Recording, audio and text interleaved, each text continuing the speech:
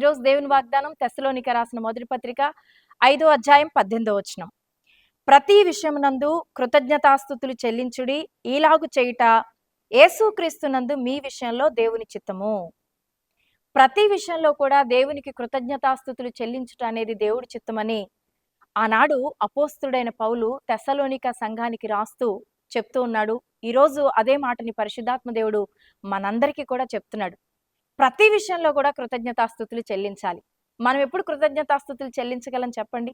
మన జీవితంలో మేలు జరిగినప్పుడు, గొప్ప కార్యాలు పొందుకున్నప్పుడు, ఆశీర్వాదంతో నింపబడినప్పుడు, మన ప్రార్థనలకు దేవుడు జవాబిచ్చినప్పుడు, ఏదైనా మేలైనవి పొందుకున్నప్పుడు మాత్రమే మనం కృతజ్ఞతాస్తుతులు చెల్లించగలం. అయితే ప్రతికూలమైన పరిస్థితుల్లో ఎవరైనా కృతజ్ఞతాస్తుతులు చెల్లించగలరా?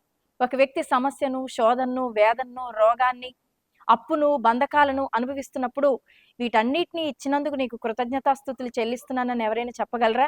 అయితే ఈరోజు పరిశుద్ధాత్మ దేవుడు చెప్తున్న మాట ఏంటంటే, నీ జీవితంలో అనుకూలమైన పరిస్థితుల్లోనే కాదు, ప్రతికూలమైన పరిస్థితుల్లో కూడా నువ్వు దేవునికి కృతజ్ఞతాస్తుతులు చెల్లించాలి.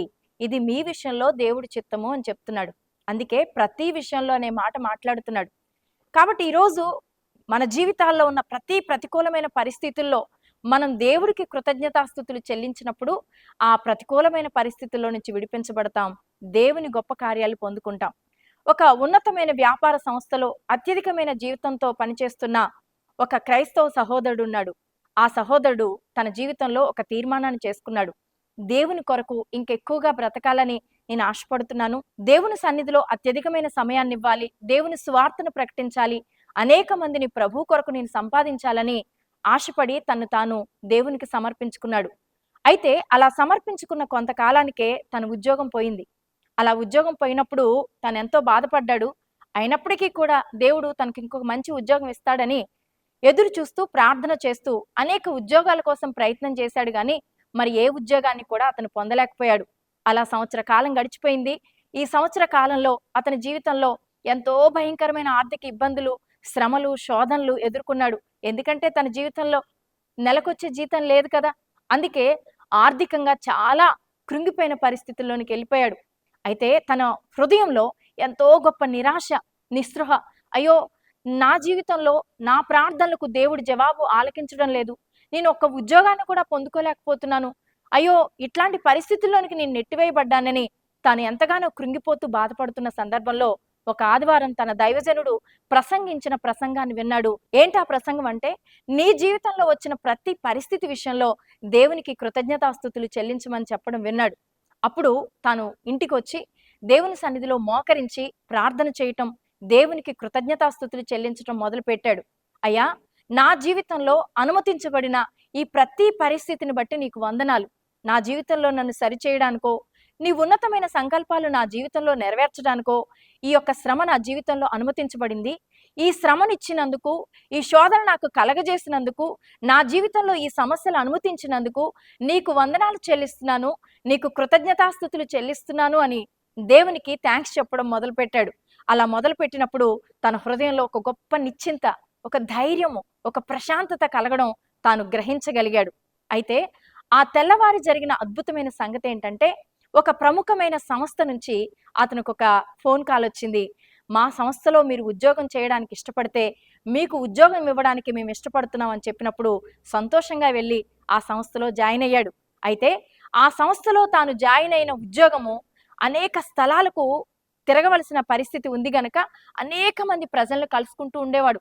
అనేకమైన బృందాలను తాను కలుసుకుంటూ ఉండేవాడు. ఆ సమయంలో అనేకులకు యేసు ప్రభువును గూర్చిన సువార్తను ప్రకటించి అనేకుల్ని రక్షణ మార్గంలోనికి నడిపించాడు.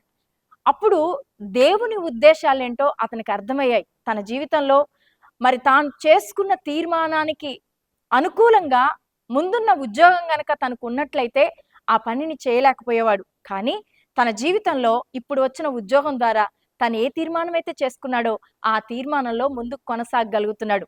అయితే ప్రియమైన దేవుని బిడ్డలారా, ఈరోజు నీ జీవితంలో కూడా అటువంటి ప్రతికూలమైన పరిస్థితులు, కష్టాలు, సమస్యలు, శోధనలు గుండా నీ జీవితంలో నువ్వు ప్రయాణిస్తున్నావేమో. ఎందుకు నాకు ఇంత కష్టం, నాకెందుకు ఇంత దుఃఖం, నాకెందుకు ఇంత వేదన, నాకెందుకు ఇంత ఆలస్యం అని నువ్వు కూడా కృంగిపోతున్నావేమో.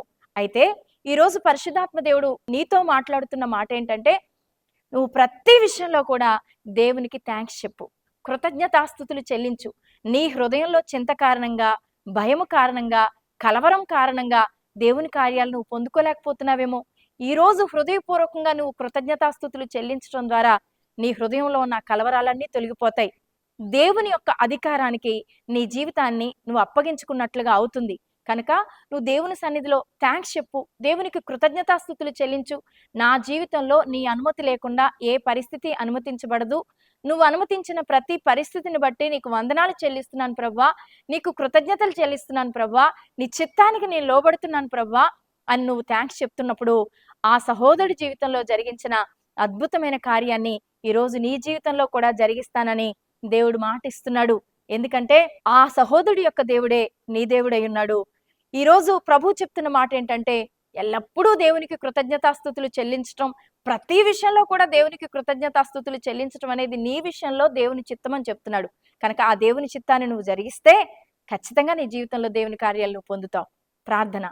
పరిశుద్ధుడా, ప్రేమ కలిగిన నా తండ్రి, నీకు వందనాలు, స్తుతులు, స్తోత్రాలు చెల్లిస్తున్నాం. ఎంతమంది ప్రభువా ప్రతికూలమైన పరిస్థితుల్లో, వేదనలో, కన్నీటిలో, దుఃఖంలో, నాయన రోగంతో ప్రభా, బంధకాల్లో, శోధనలో, అప్పుల్లో, ఆర్థిక ఇబ్బందుల్లో, ప్రతి విధమైన బంధకాల్లో ఉన్నారో ప్రభా, వారందరికీ విడుదల దయచేయండి. వారందరినీ జ్ఞాపకం చేసుకోండి. వారిని కృతజ్ఞతాస్తుతులు చెల్లిస్తుంటుండగా వారి జీవితంలో గొప్ప కార్యాలు జరిగించండి. యేసు నామములో ప్రార్థిస్తున్నాం పరమ తండ్రి.